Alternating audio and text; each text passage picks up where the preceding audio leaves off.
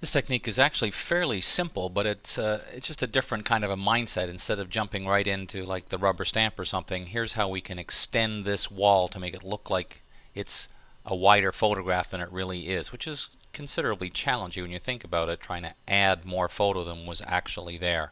So we're just going to add, say, an inch to the left-hand side. By anchoring the right, that will add it only to the left-hand side.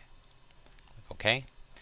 Now we're going to make a selection of the part we're going to ultimately copy. We're going to feather that just a little bit, just 1 or 2 pixels, that's all. And at this point I can duplicate that onto its own layer, Command or Control J, and then we're going to go to Transform and Flip Horizontal. Now if I take the Move tool, as I start to drag it over, let's zoom in on that a little bit. Okay, let's see what we got here. So there's the part that I've copied, and you see it's creating a nice little mirror image.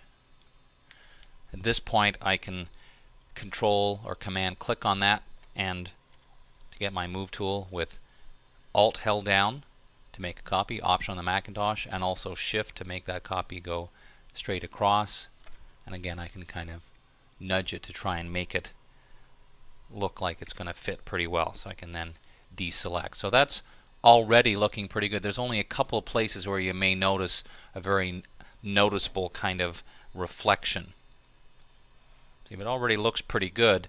All I really have to do at this point is just go in and do a bit of tweaking if there's some areas where there's a very noticeable brick that just looks weird. You know, it looks like in this case here, this one looks like it's sticking out, that one's a little too small.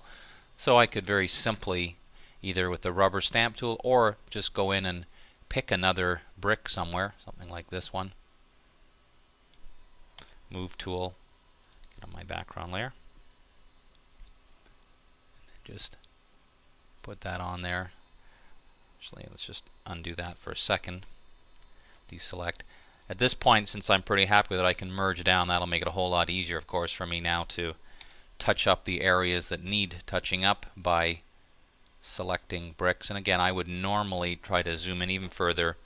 Probably just put a very slight feather, 1 or 2 again.